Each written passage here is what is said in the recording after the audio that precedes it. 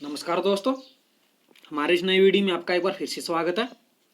इस वीडियो में हम जो ज्योग्राफी का नेट जेआरएफ का जून 2016 का जो पेपर हम कर रहे थे उसमें हम पहले 25 क्वेश्चन कर चुके हैं थर्ड पेपर के।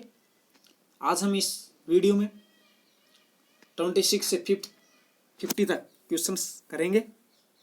और जो साथी हमारे इस चैनल से नए जुड़े हैं उनसे भी रिक्वेस्ट है कि प्लीज़ सब्सक्राइब अवश्य कर लें चैनल को और बेल आइकन को प्रेस कर लें ताकि जब भी हम कोई नया वीडियो अपलोड करें तो उसका आपको नोटिफिकेशन मिले। तो चलिए स्टार्ट करते हैं आज के क्वेश्चंस। निम्नलिखित विद्वानों को उनके सही काल कर्मानुसार सजाएं और नीचे दिए गए कूट से सही उत्तर का चयन करें।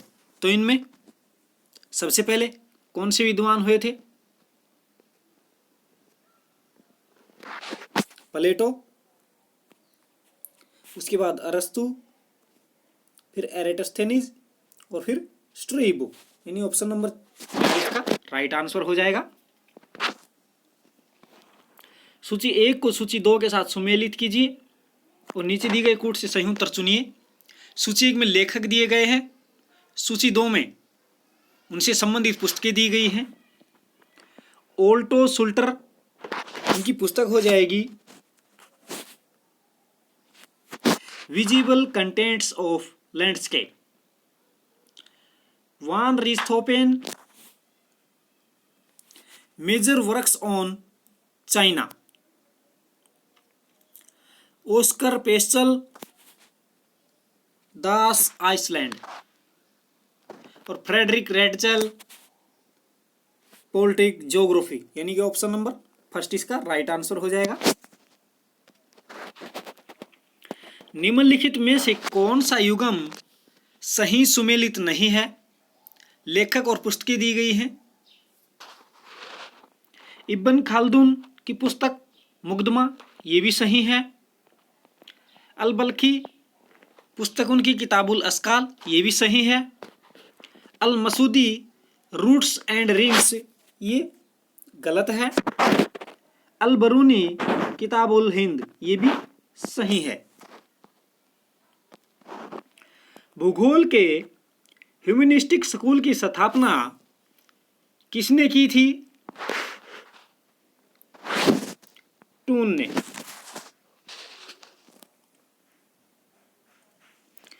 निम्नलिखित लेखकों में से किसने कहा है कि आवश्यकताएं नहीं बल्कि प्रत्येक जगह संभावनाएं हैं और इन संभावनाओं के स्वामी के रूप में मनुष्य उनके प्रयोग का निर्णायक है? तो ये शब्द किसके थे? लुसियन फेब्रे के। किसने भूगोल को मानव पारिस्थितिकी के रूप में परिभाषित किया था? बैरोज महोदय ने। इंपॉर्टेंट है, ये बार बार पूछा गया एग्जाम में ये दोनों ही क्वेश्चन। सूची 1 को सूची 2 के साथ सुमेलित करें और नीचे दिए गए कूट से सही उत्तर चुनें। सूची 1 में भूगोलवेता दिए गए हैं, सूची 2 में उनके योगदानकर्ता। एल.डी. स्टाम्प, उनका योगदान रहा great Britain use and misuse of land, पुस्तक लिखी थी उन्होंने ये। अलेक्जेंडर वान हम्बोल्ट, उनकी पुस्तक थी कॉस्मॉस। रिचर्ड हार्टसोरन, पुस्तक नेचर ऑफ ज्योग्राफी। और आर.ई. Dickinson, makers of modern geography. यानी कि ऑप्शन नंबर 4 इसका राइट आंसर हो जाएगा। सूची 1 को सूची 2 के साथ सुमेलित करें और नीचे दिए गए कूट से सही उत्तर चुनें। सूची 1 में राज्य हैं, सूची 2 में उनसे संबंधित साक्षरता दर दी गई है 2011 की जनगणना के अनुसार। त्रिपुरा की साक्षरता दर है 2011 के अनुसार 87.22%। गोवा 88.70%। मिजोरम 91.33% और केरल की लगभग 94% जनसंख्या साक्षर है। सूची 1 को सूची 2 के साथ सुमेलित करना है और नीचे दिए गए कूट से हमें सही उत्तर चुनना है।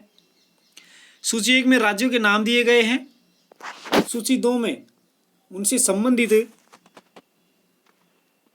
2011 की जनगणना के अनुसार जनसंख्या की 10 की वृद्धि दर्शाई गई है। उचित मिलान करना है हमें। अरुणाचल प्रदेश 10 की जनसंख्या वृद्धि दर 26.03%। दमन व दीव 53.76%। मेघालय 27.95% और पुडुचेरी 28.08%।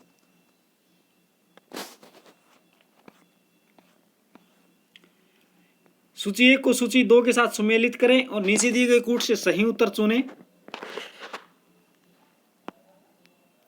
सूची 1 में गांव का प्रकार है। सूची 2 में उनसे संबंधित परिभाषा दी गई है। हरित ग्राम किसी छोटे ग्राम घास मैदान के चारों तरफ बने मकानों और गिरजाघर वाला गांव कैसा होता है? हरित ग्राम होता है। क्रॉस रूप ग्राम सड़क के चौराहे के इर्द गिर्द विकसित गांव। प्रक्षिप्त ग्राम जहां पूरे ग्रामीण क्षेत्र में विलग खेत और आवास अनियमित रूप से बिखरे हुए हों। और सड़क ग्राम सड़क मार्ग के आसपास विकसित गांव अथवा गांव जहां परिस्थितियों ने बस्ती के पार्श्विक विकास में व्यवधान पैदा किया हो।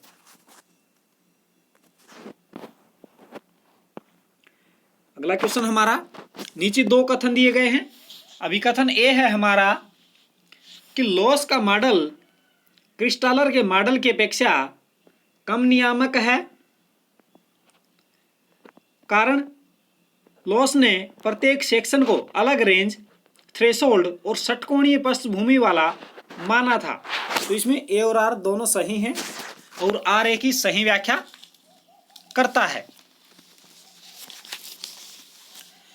निम्नलिखित में से कौन सा सिद्धांत अभिगमन यानी कि ट्रांसपोर्ट लागत की व्याख्या करता है? क्योंकि यह सीधे रेखा मार्ग पर केंद्रीय स्थानों की संख्या को अधिकतम बनाता है। यातायात सिद्धांत। नगरों को परिभाषित करने के लिए 2011 की जनगणना में निम्नलिखित में से किस मानदंड को अपनाया गया है? जनसंख्या का घनत्व।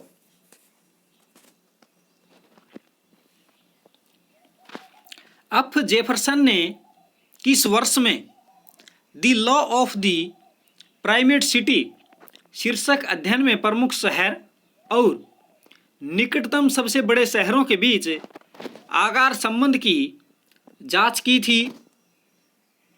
1939 में।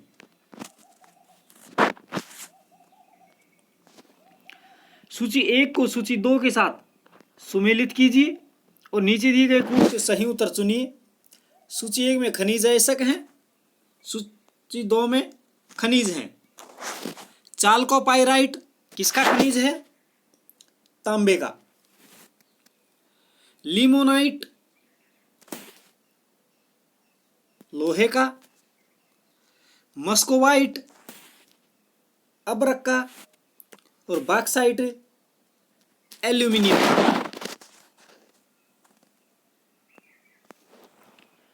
नीचे 2 कथन दिए गए हैं। हमारा अभिकथन ए है कि स्वतंत्र उद्योगों में गतिशीलता बहुत अधिक होती है। कारण उद्योग कौशल आधारित होते हैं। तो इसमें ए और आर दोनों सही हैं और आर ए की सही व्याख्या करता है। सूची 1 को सूची 2 से सुमेलित करना है। सूची 1 में वीटलसी द्वारा दिए गए कृषि प्रणाली है, जबकि सूची 2 में उनसे संबंधित देश हैं। पहला है हमारा चलवासी पशुचारण मंगोलिया में, भूमध्य सागरीय कृषि मोरक्को में, व्यावसायिक दुग्ध उद्योग न्यूजीलैंड में और पशुपालन यानी कि रैंचिंग ब्राजील में।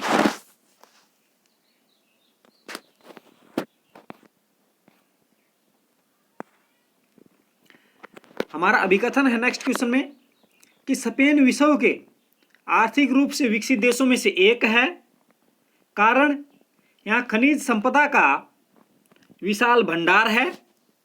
तो इसमें ए सही है परंतु आर गलत है, या खनिजों का विशाल भंडार नहीं है।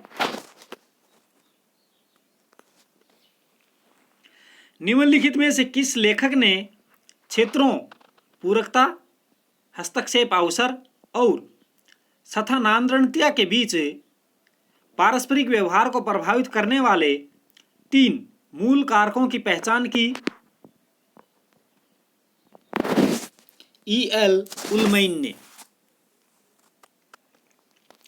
नीचे दिए गए आरेख के अनुसार विभिन्न स्थानीय लागत या राजस्व स्थिति में इष्टतम लाभ बिंदु को दर्शाने वाला कूट निम्नलिखित में से कौन सा है? सी कूट, यानी कि इसमें इष्टतम लाभ कहां पे होगा? यहां। इसमें लागत कम है जबकि राजस्व अधिक है।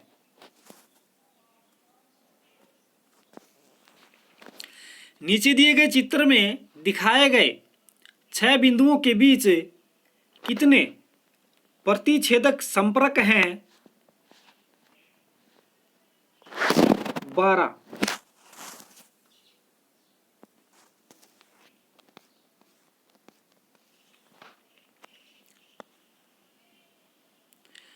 डोलिकोसीफेलिक नाम मानव प्रजाति का शीर्षे सूचकांक का मान कितना होता है?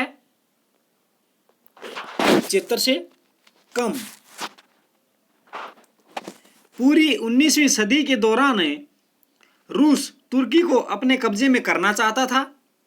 इसका मुख्य कारण यह है कि रूस भूमध्य सागर में अपनी पहुंच बनाना चाहता था।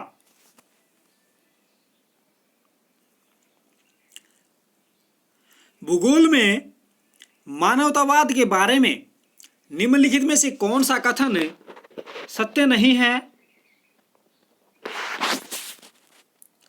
मानवतावादी सतह की ज्यामितीय अवधारणा के आधार पर क्षेत्र और स्थान में घटक को स्वीकार करते हैं। ये इसमें सत्य नहीं है, बाकी तीनों ही कथन सत्य हैं। कौन कौन से वो मैं आपको बता देता हूँ। मानवतावाद मनुष्य को मशीन नहीं मानता। मानवतावादी भूगोल मनुष्य की जागरूकता, मनुष्य की चेतना और मानव द्वैत पर जोर देता है। मानवतावाद ने पॉजिटिविज्म और क्वांटिटेटिव रिवॉल्यूशन की आलोचना की है। ये तीनों पॉइंट इसमें बिल्कुल सही हैं। और आज का हमारा अंतिम क्वेश्चन है, कार्टा मैरिना क्या है? वर्ल्ड सिम्युलर द्वारा तैयार किया गया अमेरिका का एक मानचित्र। क्या है ये? Carta Marina. तो दोस्तों ये थे आज के मोस्ट इंपॉर्टेंट क्वेश्चंस। इससे आगे के क्वेश्चन जो 75 तक बचते हैं हमारे, वो नेक्स्ट वीडियो में लेकर आऊँगा। उसमें हमारा पेपर ये कंप्लीट हो जाएगा। उसके बाद नेक्स्ट पेपर लेकर आएंगे आपके लिए। तब तक के लिए धन्यवाद। यदि वीडियो अच्छा लगे तो लाइक और शेयर भी अवश्य करें।